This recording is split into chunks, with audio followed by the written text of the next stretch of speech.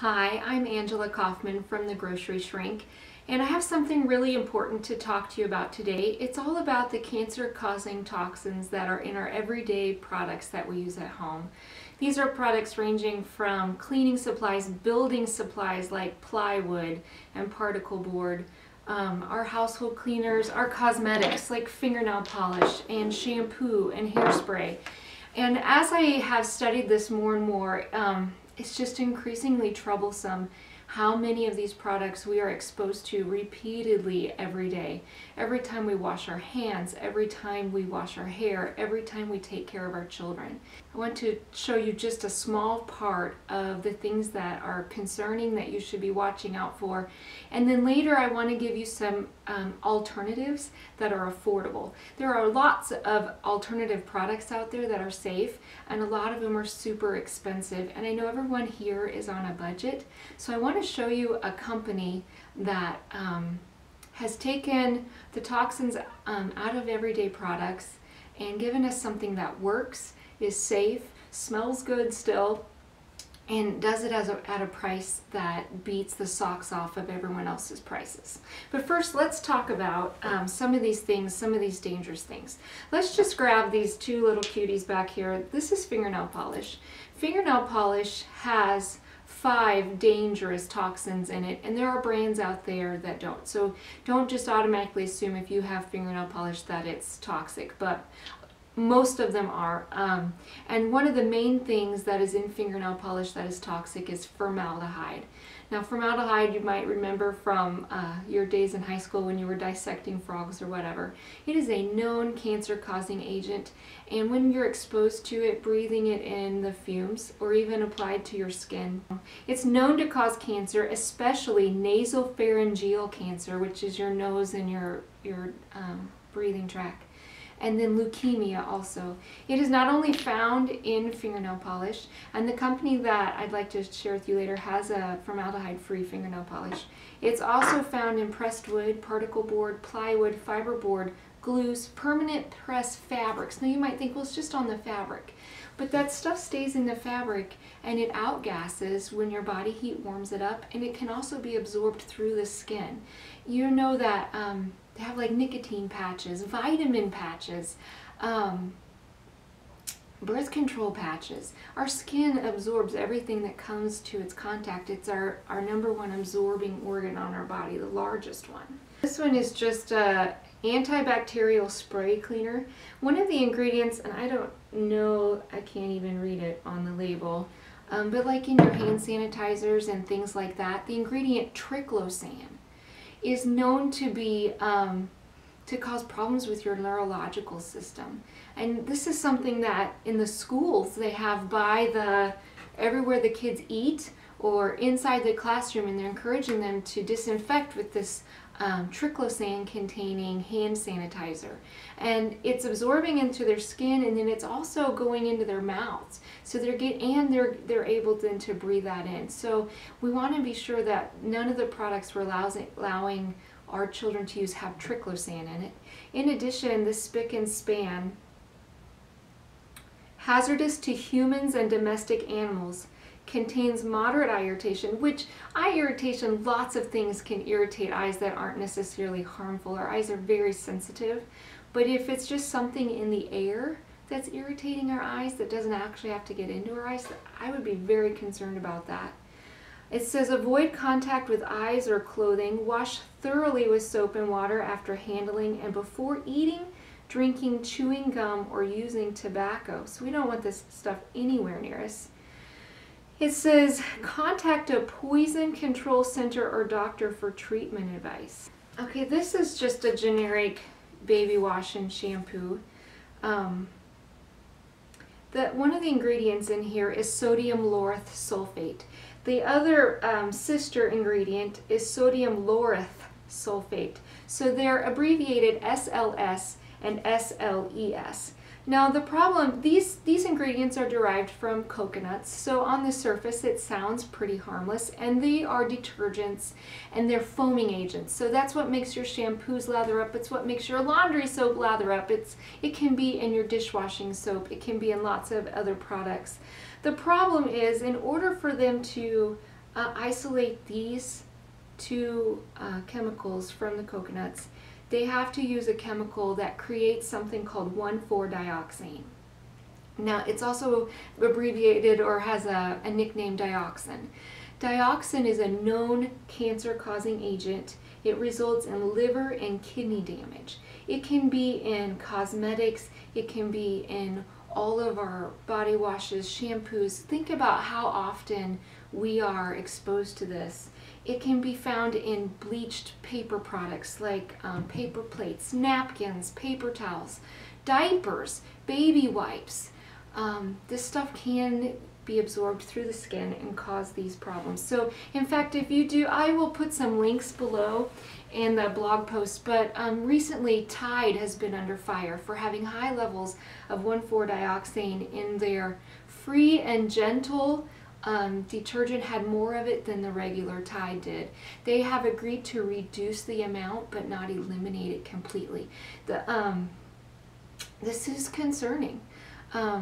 Johnson & Johnson baby shampoo has recently been under fire for 20 years knowingly putting cancer-causing agents in their baby shampoo. Now, they have agreed to make some changes and reduce. I don't know how much will be completely eliminated, but these things should be concerning us. Okay, and I will link to all of this. I don't want to give any false information. I don't want to damage a brand that has been doing things correctly, so I want you to do your own research on this. Okay, this is my dollar store toilet bowl cleaner. I no longer use this. I just kept it for to show you. But basically it says, danger, corrosive, causes skin burns and irreversible eye damage. Harmful if swallowed, inhaled, or absorbed through the skin. Do not get it in your eyes, on your skin, or on your clothing. Wear goggles or safety glasses, protective clothing, and chemical-resistant gloves. Wash thoroughly with soap and water after handling. Remove contaminated clothing and wash before reusing. Do not mix with chlorine-type bleaches or other household chemicals. When it ever says do not mix with bleach, it usually means it has ammonia in it. When ammonia and bleach combine, it makes lethal fumes. Lethal. If you're in a bathroom with a closed door and you mix bleach and ammonia, you may not get out alive. Okay, so this is something that I've been using for years because it worked and it was cheap. But I did not realize, I never read the label. Not only is it dangerous on your skin, your eyes, your body, everywhere, but it's flushing down the toilet going into our water supply. Yuck. Yuck. Okay. This is a similar brand. This is just their tub and tile cleaner. Contains maybe a skin irritant, may be harmful if swallowed. Do not mix with chlorine-type bleach again. To do so will release hazardous gases. If ingested, do not induce vomiting. Drink 1 or 2 glasses of water and get immediate medical attention. All right, this is just a shampoo from Sally's, and I really actually liked the way that it worked. But as I was reading, it has several known cancer causing agents in it. One of them, of course, is the sodium lauryl sulfate. The other one is DMDM hydantoin. There's some other ones in here. Just be aware. I will have a list below. Okay, and then the last one is this is laundry detergent. Caution, avoid contact with ice, flush with water for at least 15 minutes, harmful if swallowed. If swallowed, drink a glass of water or milk and call a doctor. Keep out of reach of children. The thing about it is not all of your detergent can rinse completely out of your clothes. These toxic things are going into our water supply when we use them, and they're staying in our clothing, and then when the body heat warms it up, it can outgas or be absorbed into our skin. So we need to be very, very careful of the types of things we're allowing into our bodies and into our homes, because it's not just an occasional exposure. These are products we're using every day or multiple times a day, and they're compounding on each other. So you may only wash your clothes once a week, but those same ingredients, the dioxins, may be also in your shampoos that you're using every day, and you're getting double, triple exposed on a daily basis.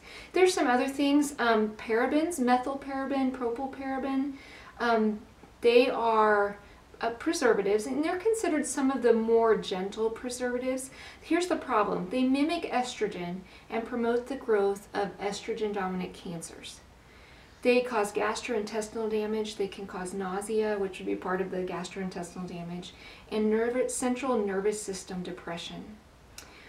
Shower curtains. You know, when you get a brand new shower curtain, if it has that plastic smell, those are VOCs, which are volatile organic compounds. You can smell them off-gassing in the air.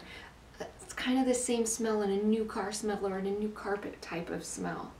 This causes damage to the respiratory tract, the central nervous system, to the liver and kidneys. There are some safe alternatives to these things. Benzene and toluene. I don't even spell it right. Toluene. They are generated when paraffin wax is burnt. So happy birthday to you candles. Those types of candles. They are both cancer-causing agents. Paraffin on its own isn't cancer-causing until you light it on fire, and then these other things are off-gassed. Air fresheners contain phthalates. These are the spray type of air fresheners. And again, your essential oil-based air fresheners are probably not. I'm going to say they're not doing these things. So not everything. But these phthalates interfere with male hormone reproduction, and they have cancer-causing VOCs in them. Make sure two other ingredients you might check your baby products for, or your personal care products, are polyethylene glycol, PEG, or cocamide, DEA. These are both known cancer-causing products. They're allowed to be used in certain dilutions. But the problem is that when we are exposed to them over and over again, the dilution kind of goes away. We're no longer being exposed in these diluted amounts as they're compounded with our use of them. So that's just kind of a drop in the bucket. I actually have like 30 websites open to talk about these things. I wanted the video to be short. It's probably already super long. Here's the bottom line. I'm going to give a webinar on safe, affordable alternatives, products I personally use and trust and recommend for your family. I'll have a link below where you can get registered for that. It's all free. If you have any questions, you can leave them in the comments. I will also link up to my sources so that we be sure that you get really good information.